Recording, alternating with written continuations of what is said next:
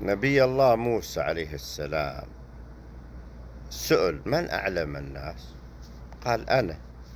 فعاتبه الله عز وجل، فأوحى إليه أنه يوجد عبد أعلم منك في مجمع البحرين. فذهب موسى التقى، كان الخضر عليه السلام. ففي قصة الأحداث اللي حصلت كان الظاهر شكل والحقيقة شكل تمام.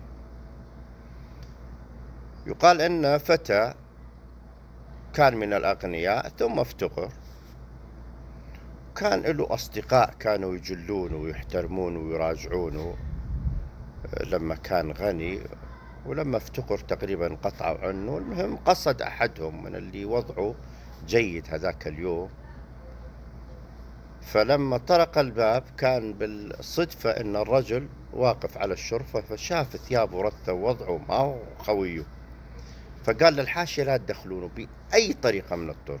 المهم رجعوا وقالوا له: مو هين مو هين، توكل على الله. قولوا له فلان، قالوا له: أبدا ما تدخل. فأخذ رقعة وكتب عليها وقال لهم: تعطونها للرجل. جابوها، أخذوها أعطوها إياه. طبعا راح مكسور الخاطر، بالصدفة اجى لقى 3 متعاركين، دخل بينهم: مش عندكم ما عندكم. هربوا. لما هربوا ولا في كيس شال ولا في جواهر، ظنا منه انهم حنشل او حرامية، تركوا الكيس وراح. المهم انه بدوا يبيعوا، جت عجوز من ثاني يوم ابتاعت هذا الجواهر بمبلغ مضاعف، كون نفسه هذا الرجل. فسووا وليمة الكبار التجار اللي موجودين والناس والأعيان، وعزم خويه هذا من ضمنهم.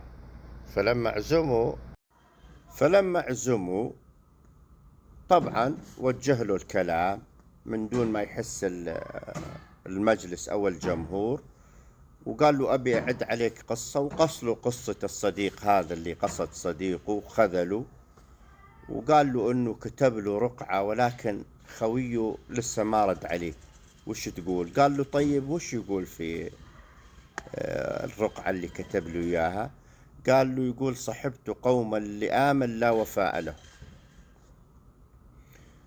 يدعون بين الورى بالمكر والحيل، كانوا يجلوني إذ كنت رب غنى، وحين أفلست عدوني من الجهل.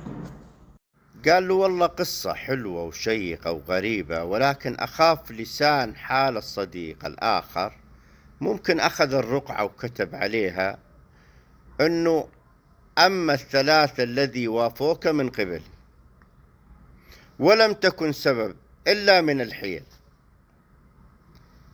وأما من ابتاعك المرجانة والدتي، وأنت أخي بل منتهى أملي، ما طردناك من بخل أو قلل، ولكن خشينا عليك وقفة الخجل. فدائما أحيانا أنه ممكن تكون الظاهر عكس الحقيقة تمام. فاللي يبخله أخ أو صديق ويثق فيه ويثق بكرم أخلاقه يجب أن يغلب الظن الحسن على الظن السيء. حبيت والله أني أتحفكم بهذا السالفة. الله